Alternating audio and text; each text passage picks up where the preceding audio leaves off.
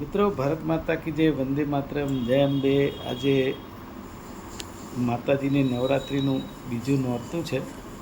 આજે સૌને માં જગદંબે નવરાત્રિના બીજા દિવસે ખૂબ સુખી રાખે તેવી પ્રાર્થના. અને આપણી સમાચાર સારું કરતાં પહેલાં આપણે કાયમ કહીએ કે ગદ્દારીથી બચવું જોઈએ. અને દગો એવો છે કે દગા એસા હૈ કે કિયા નહીં તો કરકે દેખો. એટલે આપણે હવે સમાચારની શરૂઆત કરીએ છીએ. સૌથી પહેલાં સમાચાર જે છે તે બીઆરટીએસ જનમાર્ગથી સુવિધા કે મુશ્કેલી, કોલેજના વિદ્યાર્થીઓ હેરાન છે. ટિકિટ મુદ્દે પેનલ્ટી ભરવા દબાણ કરે છે અને સ્ટાફે હળધૂત કરતા સગીર વિદ્યાર્થી માનસિક રીતે પડી ભાંગ્યો. મને ખબર નથી પડતી કે બીઆરટીએસ જે છે, કોઈ પણ પબ્લિક ટ્રાન્સપોર્ટ હોય, એક સરકાર કદાચ નાની મોટી ખોટ કરે ને તો પણ એ એટલા માટે ચલાવે કે એ નાગરિકો માટે હોય છે. બીજા બધા ટેક્સ આપણે લઈએ પણ આ ચલાવી શકાય. ખબર નહીં કેમ ધ્યાન છે કે નહીં સરકારનું કે કોર્પોરેશનનું, ભગવાન જાણે. કારણ કે પ્રાઇવેટાઇઝેશન છે અને કોન્ટ્રાક્ટ ઉપર ચાલતા લોકો ગમે તેવું વર્તન કરી શકતા હોય.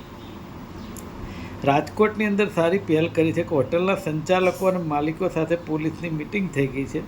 કાયદો બહાર પાડ્યો એવું તો કંઈ છે નહીં, પણ રાજકોટમાં યુવક યુવતીને 1-2 કલાક માટે રૂમ નહીં આપવા સૂચના.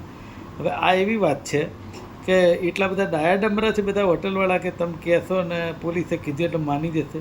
અને એટલી પોલીસ છે કે તમે બધી હોટલે જઈને ચેક કરશે. યુવતીઓના ચહેરા પરથી દુપટ્ટો હટાવી આધાર કાર્ડ સાથે મેચ કરાવવું જરૂરી છે. તરુણી કે છાત્રાઓને પણ રૂમ આપવા નહીં સમજ આપી. સારી વસ્તુ છે, પણ ધીસ ઇઝ ઇમ્પ્લિમેન્ટેશન. આ અમલીકરણ થશે? આ સવાલ છે. અમદાવાદ જિલ્લા રજિસ્ટ્રારનો ચુકાદો છે. સોસાયટી લાયકાતવાળી કોઈપણ વ્યક્તિને સભ્યપદે દાખલ કરવાની ના પાડી શકે નહીં. એટલે સહકારી કાયદાની જોગવાઈ મુજબ સોસાયટી સર્વિસ સોસાયટી હોવાથી તેને મિલકતની ખરીદ વેચાણ પ્રક્રિયામાં દખલગીરી કરવાનો કોઈ અધિકાર નથી. જે વ્યક્તિ પોતાનું મકાન કે પ્લોટ બીજાને વેચવા માગતો હોય તો સોસાયટી તેને ના પાડી શકે નહીં. આ એક લોસ છે. એટલે આ કાયદો છે લોકોએ જાણકારી માટે.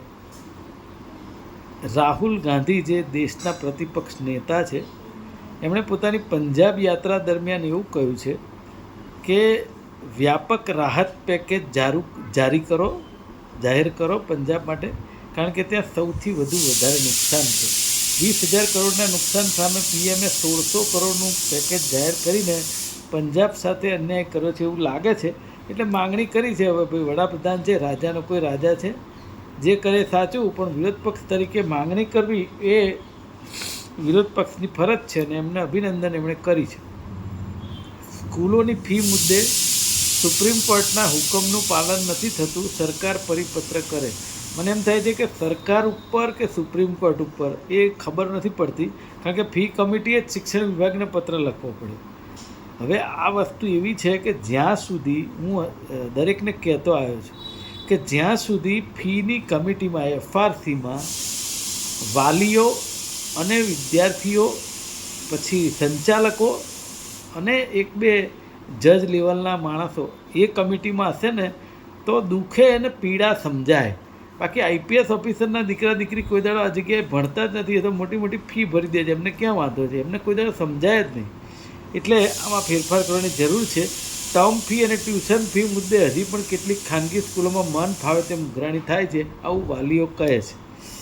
અને જો વાલીઓ કંઈ વધારે બોલે તો એમના દીકરા દીકરીના માર્ક્સ જે હોય પરીક્ષામાં જે સ્કૂલમાંથી આપે એના ઉપર પણ પ્રોબ્લેમ આવી શકે છે. ડરે છે. એટલે આ ડર પ્રોબ્લેમમાં મૂકી શકે છે.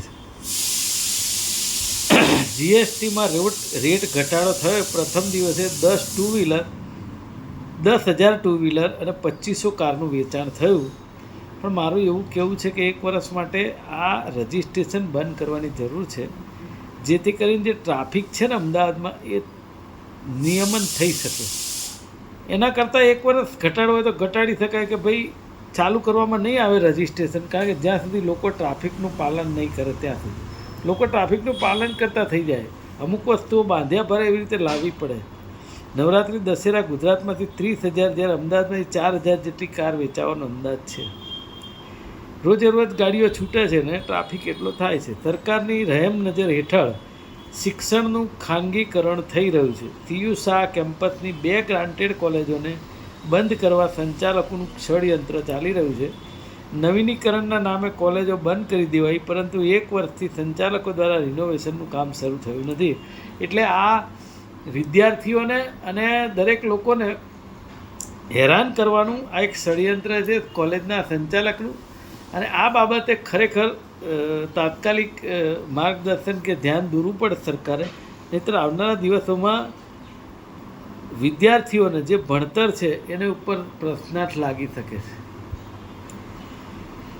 રાજ્યપાલશ્રીના અથાગ પ્રયત્નો પર પાણી ફરી વળ્યું. તમે સમજો, રાજ્યપાલશ્રીના ગુજરાતમાં 5 લાખ હેક્ટર જમીનમાં ઓર્ગેનિક ખેતી ઘટી ગઈ.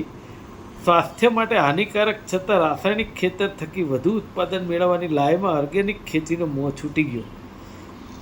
ગુજરાતમાં ઓર્ગેનિક ખેતીનો વિસ્તાર ઘટ્યો. 2020-21માં 1,47,000 હેક્ટર હતું જે ઘટ્યો એ. પછી 21-22માં 6,02,000, પછી 2022-23માં 9,35,000, 2023-24માં 6,80,000 અને 2024-25માં 4,37,000. ચિંતાજનક છે, પણ હવે સરકાર ચિંતા કરે તો.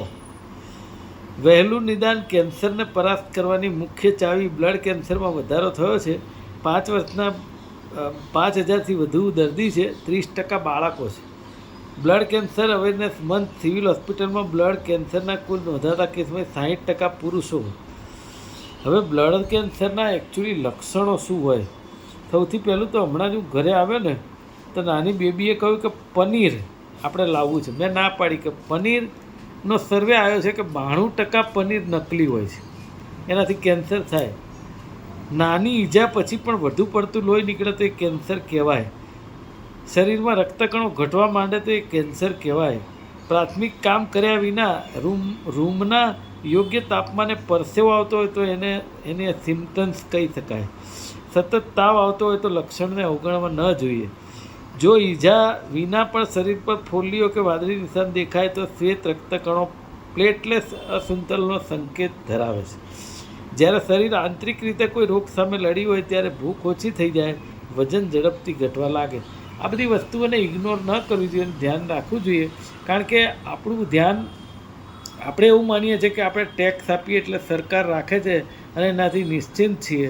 તો ગુજરાતની અંદર તમે બધાએ જોયું છે, મેં જોયું છે, માન્ય મુખ્યમંત્રીશ્રીએ જોયું છે, દરેક ધારાસભ્યોએ જોયું છે કે અત્યારે હાલ ગુજરાતની અંદર ખાવાની ચીજ વસ્તુ ફૂડ હોય એ નકલી મળે છે.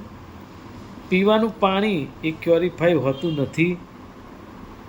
પછી દરેકે દરેક જેને કહેવાય કે નકલીની પરંપરા જ્યાં ચાલી રહી હોય, તમે શું કરો? મીઠાઈ ખાવ તો અંદર માવો નકલી હોય.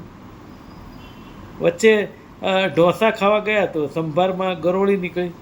તો મને એમ થાય છે કે આ બધું ક્યાં સુધી ચાલશે? અને છેલ્લે તો હમણાં મને જે અમદાવાદની નામચીન કહેવાય, મને હું જન્મ્યો ત્યાંથી જોતો આવું છું, ઇન્કમટેક્સ આશ્રમ રોડ 4 રસ્તા પાસે, કે જે ઓસવાલ ફાફડાની દુકાન છે, જલેબી, ફાફડા જલેબી. સાહેબ, એની ફાફડાની જલેબીની ડીશ 90 ગ્રામના 160 રૂપિયા, 1600 રૂપિયા કિલો થાય. 130 રૂપિયા 90 ગ્રામના. એટલે મેં કહ્યું કે ભાઈ આ 1600 રૂપિયા કિલો તમે શું આપો છો? આમાં આખા અમદાવાદમાં 500, 700, 600 રૂપિયા કે 700 રૂપિયા સિવાય વધારે ભાવ નથી. ને એ લોકો પણ બધી જ જાતની ચટણી ને બધી જ જાતના સારા ગાંઠિયા બનાવતા હોય છે. તો એમ કે અમારું બેસન સારું છે ને મરી સારા છે ને એવી વાતો કરે. અરે ભાઈ, તો બીજા બધા નાખે શું? કચરો નાખે છે. એટલે કહેવાનો મતલબ એવો છે કે મૂળ એમને કોર્પોરેશનનો, સરકારનો કોઈનો ડર નથી. કારણ કે એ લોકો ભ્રષ્ટાચાર કઈ રીતે કરતા હોય ખબર નહીં.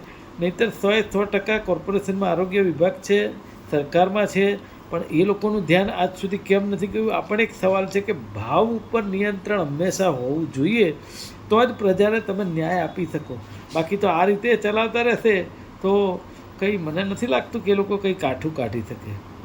એટલે સરકારને ધ્યાન આપવું જરૂરી છે. પ્રજા ચિંતિત છે, સૌથી મોટો મામલો છે. આજે બસ આટલું જ. નવરાત્રિ મહોત્સવની શુભકામનાઓ. જય હિન્દ, જય મારી મા અંબે. રક્ષા કરો.